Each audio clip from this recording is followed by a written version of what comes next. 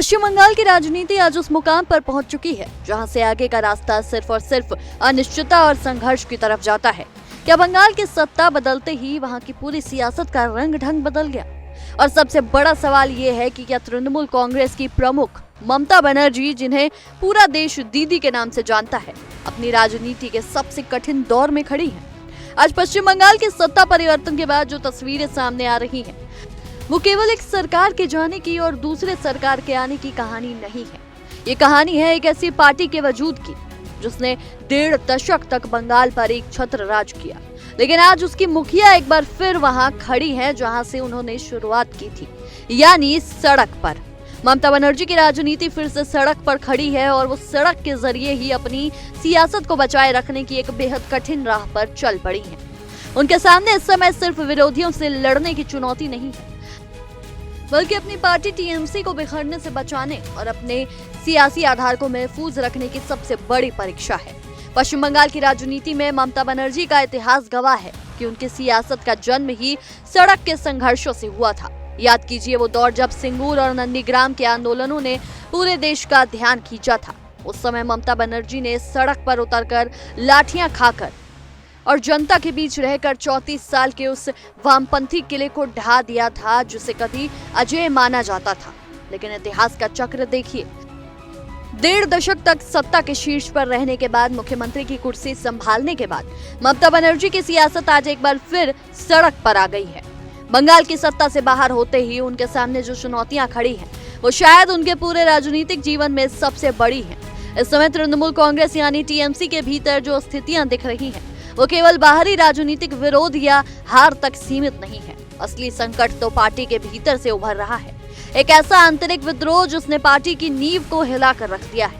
विधायकों और सांसदों की बगावत ने टीएमसी के सामने एक ऐसा संकट खड़ा कर दिया है जिससे पार पाना ममता बनर्जी के करिश्मे के लिए भी आसान नहीं दिख रहा। जैसे ही भारतीय जनता पार्टी ने बंगाल में सरकार बनाई और ममता बनर्जी सत्ता से बेदखल हुई, पूरे राज्य की सियासत अचानक हिंसक हो उठी। राजनीतिक प्रतिशोध और टकराव की खबरें हर तरफ से आने लगी।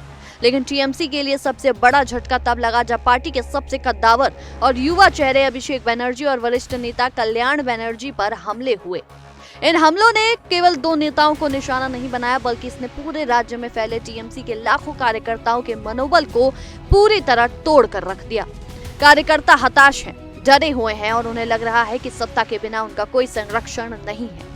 यही वजह है कि इन चौतरफा चुनौतियों से घिरी ममता बनर्जी को एक बार फिर उसी पुराने तेवर में सड़क पर उतरना पड़ रहा है, ताकि वो टीएमसी के अस्तित्व और अपनी खुद की सियासी साख को बचाए रख सके।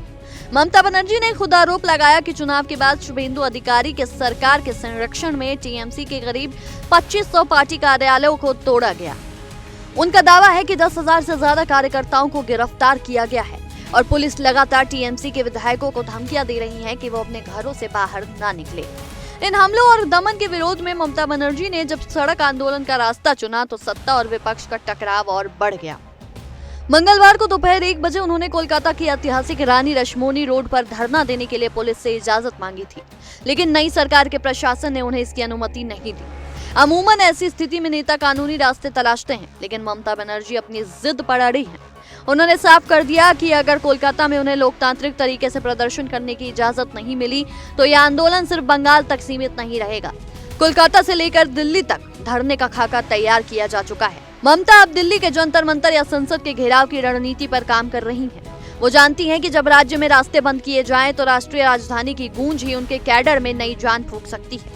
लेकिन इस बाहरी लड़ाई के बीच जो सबसे बड़ी टेंशन ममता बनर्जी की रातों की नींद उड़ा रही है, वो है उनकी अपनी पार्टी के नेताओं की बेचैनी। सत्ता से बाहर होते ही टीएमसी के नेताओं के भीतर एक अजीब सी छटपटाहट देखी जा रही है। इसका सबसे बड़ा सबूत तब मिला जब ममता बनर्जी ने कोलकाता में पार्टी की एक बेहद महत्वपूर्ण आपातकालीन बैठक बुलाई।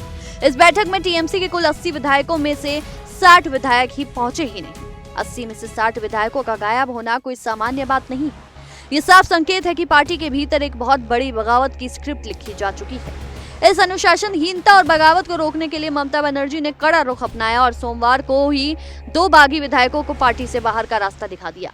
इसके साथ ही उन्होंने सीधा हमला भारतीय जनता पार्टी पर बोला।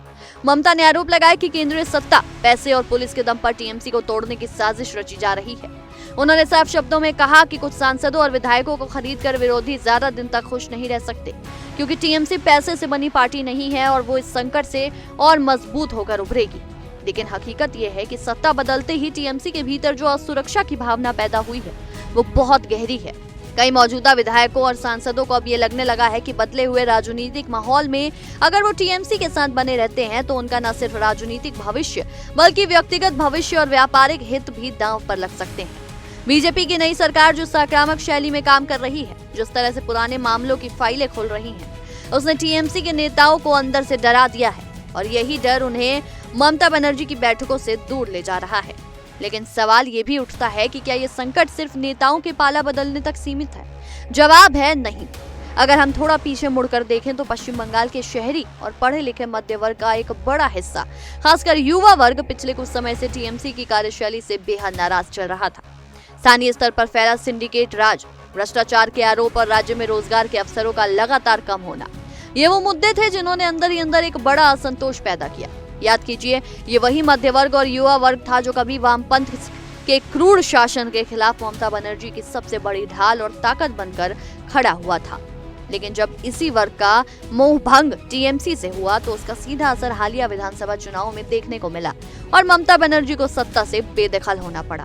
इसलिए विधायकों और सांसदों का बागी होना टीएमसी के लिए सिर्फ एक राजनीतिक नुकसान नहीं है, बल्कि ये गंभीर अलार्म बेल है जो ये बताती है कि पार्टी के भीतर संगठित और वैचारिक स्तर पर सब कुछ ठीक नहीं है। इसके साथ ही एक और आंतरिक जंग है जो टीएमसी को खोखला कर रही है, और वो है ओल्ड गार्ड बनाम न्यू गार्ड की लड़ाई। सत्ता में रहते हुए ये लड़ाई दबी हुई थी, लेकिन हार के तुरंत बाद ये असंतोष खुलकर सतह पर आ गया। एक तरफ ममता बनर्जी के वफादार पुराने नेता हैं जो पारंपरिक राजनीति और सड़क के संघर्ष पर भरोसा करते हैं, तो दूसरी तरफ अभिषेक बैनर्जी के नेतृत्व वाला आधुनिक कॉर्पोरेट शैली में काम करने वाला युवा गुट है। इन दोनों गुटों के बीच की खाई इतनी चौड़ी हो चुकी है कि संकट के समय में दोनों एक मंच पर खड़े होने में असहज महसूस कर रहे हैं। इस चौतरफा संकट ने ममता बनर्जी के सामने एक ऐसा चक्रव्यूह रच दिया है जिससे निकलना किसी भी आम नेता के बस की बात नहीं होती। लेकिन हमें ये भूलना नहीं चाहिए कि ममता बनर्जी को भारतीय राजनीति के इतिहास में सबसे जुझारू और अदम्य साहस वाली नेताओं में गिना जाता है। जब उनके पास खोने के लिए कुछ नहीं होता तब वो सबसे ज्यादा खतरनाक और आक्रामक हो जाती है। आज भी टीएमसी को संकट से उबारने के लिए उनके पास केवल एक ही पुराना आजमाया हुआ विकल्प बचा है, और वो है सीधे जनता की अदालत में जाना, यानी सड़क पर उतरना। राजनीतिक विश्लेषक हमेशा एक बात कहते हैं कि ममता बनर्जी ही टीएमसी है और टीएमसी ही ममता बनर्जी है। इस पार्टी का कोई स्वतंत्र वैचारिक अस्तित्व ममता के चेहरे के बिना संभव नहीं है। आज भले ही उनकी सियासत अपने इतिहास के सबसे कठिन और अंधकारमय दौर से गुजर रही हो और चुनौतियां संगठनात्मक रूप से बहुत बड़ी हों, लेकिन ममता बनर्जी का अपना एक अलग गणित है। टीएमसी बचेगी या बिखरेगी, ये इस बात पर निर्भर करेगा कि बागियों के जाने से जो खालीपन पैदा हुआ है उसे ममता बनर्जी अपने व्यक्तिगत करिश्मे और नए युवाओं को मौका देकर कितनी जल्दी भर पाती है। संकट के समय सीधे जनता के बीच चले जाना और खुद को बंगाल की बेटी के रूप में पेश करना उनकी सबसे बड़ी यूएसपी रही है।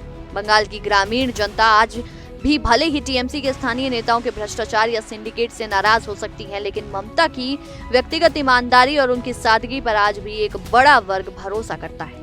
ममता बनर्जी का सबसे बड़ा और मारक हथियार हमेशा से उनका विक्टिम कार्ड और बंगाली अस्मिता यानी बंगाली प्राइड का नैरेटिव रहा है। वो जब भी संकट में होती हैं, वो जनता के बीच जाकर बहुत ही भावुक अंदाज में ये संदेश देने में कामयाब हो जाती हैं कि दिल्ली की बड़ी ताकतें और बाहरी लोग मिलकर बंगाल की एक अकेली बेटी को घेरने की साजिश रच रहे हैं। आखिर में बात आकर टिकती है टीएमसी के संगठित ढांचे पर। टीएमसी का पूरा महल सिर्फ और सिर्फ ममता बनर्जी के नाम के सिंगल पिलर पर खड़ा है। जब बड़े नेता, विधायक या सांसद पार्टी छोड़ते हैं तो निश्चित रूप से मीडिया में सुर्खियां बनती हैं और कैडर का एक हिस्सा टूटता है। लेकिन अगर बंगाल के गांव में बैठा जमीनी कार्यकर्ता जो दीदी की मुफ्त योजनाओं और उनके संघर्ष को देखकर राजनीति में आया था, अगर वो आज भी ममता बनर्जी के साथ मजबूती से खड़ा रहता है तो ममता बनर्जी इस डैमेज को कंट्रोल कर लेंगी। सड़क की ये सियासत उनके लिए कोई नई बात नहीं है, ये उनका घर है, उनका कंफर्ट जोन है। देखना यही होगा कि क्या सत्ता की सुख सुविधाओं से निकल के उनके कार्यकर्ता इस नए और कठिन संघर्ष में उनका साथ दे पाते हैं या नहीं। पश्चिम बंगाल की राजनीति का यह अध्याय आने वाले दिनों में देश की सियासत की दिशा तय करेगा। बहरहाल हमारी आज की इस विशेष रिपोर्ट में इतना ही। आपको क्या लगता है, क्या दीदी का ये दांव सफल होगा या फिर टीएमसी का ये बिखरता हुआ किला ढह जाएगा? हमें कमेंट सेक्शन में जरूर बताएं और तब तक के लिए देखते रहिए इंडिया डेली। देखिए इंडिया डेली 24/7 अब आपके स्मार्ट टीवी पर। इंडिया डेली मौजूद है सभी डिजिटल प्लेटफॉर्म पर लाइव और लगातार। इंडिया डेली 24/7 हर दिन राष्ट्र को समर्पित।